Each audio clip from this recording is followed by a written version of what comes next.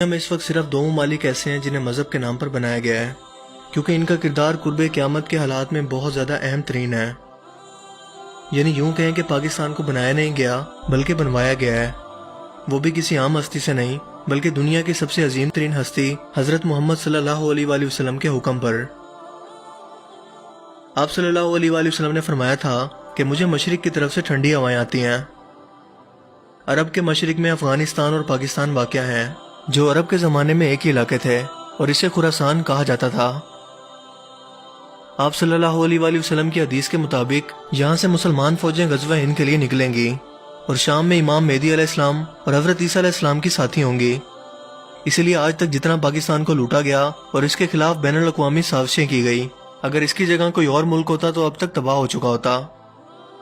لیکن یہ ملک چونکہ دنیا کی سب سے پاک ہستی حضرت محمد صلی اللہ علیہ وآلہ وسلم کی بشارت پر بنایا گیا، اسی لیے اسے مٹانا ممکن نہیں، جس کا ثبوت آپ کو ویڈیو میں آگے ملنے والا ہے۔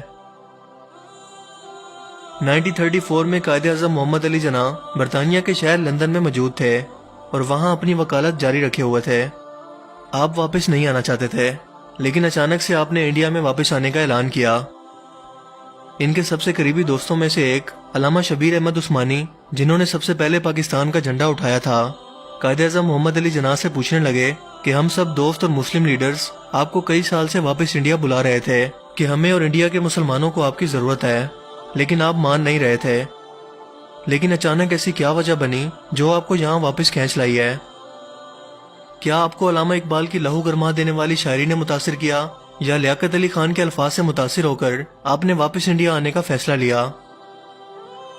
قائد اعظم رحمت اللہ علیہ نے جواب دیا، ایسا کچھ بھی نہیں ہے، میں آپ کو ضرور حقیقت بتاؤں گا، لیکن ایک شرط پر، وہ یہ کہ جب تک میں زندہ رہوں یہ راز آپ کسی سے بھی نہیں کہیں گے۔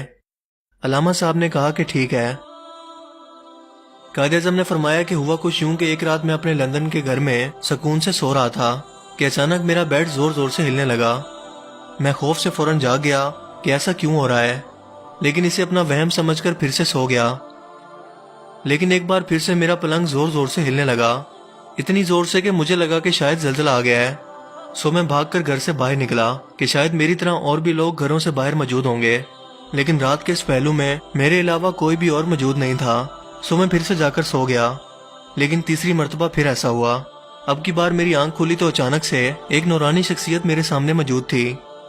میں نے کھڑے ہو کر یہاں وہاں دیکھا کہ یہ اندر کیسے داخل ہو گئے۔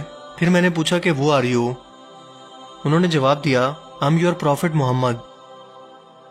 قائد اعظم نے فرمایا کہ میرے جسم پر کپ کپی طاری ہو گئی اور میں نے پوچھا کہ میں آپ کے لیے کیا کر سکتا ہوں میرے آقا؟ انہوں نے فرمایا، برے صغیر کے مسلمانوں کو آپ کی ضرورت ہے، آپ واپس جا کر ان کی آزادی کی تحریک کی نمائندگی کریں، فکر مت کریں، میں آپ کا ساتھ دوں گا اور اللہ نے چاہا تو آپ ضرور کامیاب ہوں گے۔ اس لیے قائد اعظم رحمت اللہ علیہ فرمایا کرتے تھے کہ دنیا کی کوئی بھی طاقت پاکستان کو بننے سے نہیں روک سکتی، کیونکہ اس کی مدد خود نبی کریم صلی اللہ علیہ وآلہ وسلم فرما رہے تھے۔ قائد اعظم رحمت اللہ علیہ کی نماز جنازہ علامہ شبیر احمد عثمانی نے ہی پڑھائی، اور جنازہ کے بعد تقریر میں انہوں نے بتایا کہ کل رات کو میں نے قائد اعظم رحمت اللہ علیہ کو نبی کریم صلی اللہ علیہ وآلہ وسلم کے پاس بیٹھے ہوئے دیکھا۔ آپ صلی اللہ علیہ وآلہ وسلم نے قائد اعظم کی طرف اشارہ کر کے فرمایا کہ یہ میرا مجاہد ہے۔ اس کے علاوہ علامہ صاحب نے قائد اعظم رحمت اللہ علیہ کی نبی کریم صلی اللہ علیہ وآلہ وسلم سے ملاقات کا راز بھی فاش کر دیا۔ اسی لیے پاکستان اسلامی دنیا کی واحد ایٹمی طاقت ہے اور اس کا وجود اسلام دشمنوں کے لیے سب سے بڑا خطرہ ہے، مگر اسے تمام تر سازشوں اور ہر طرح کی تباہی کے باوجود تا قیامت قائم و دائمی رہنا ہے۔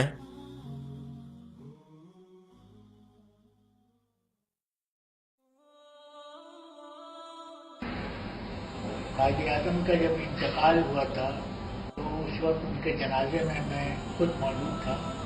جب میں غفیر تقریباً پورا کراچی سڑک پر تھا جنازے کے ساتھ ساتھ، اور نماز جنازہ پڑھائی گئی تو شبیر احمد عثمانی صاحب نے جنازے کی نماز پڑھائی تھی، اور انہوں نے جنازے کے وقت تقریر کی تھی کھڑے ہو کے کہ رات میں نے خواب دیکھا تھا کہ حضور صلی اللہ علیہ وسلم کے پاس جناح صاحب بیٹھے ہوئے ہیں، اور انہوں نے جناح صاحب نے ان کی طرف اشارہ کر کے کہا کہ یہ میرا مجاہد ہے۔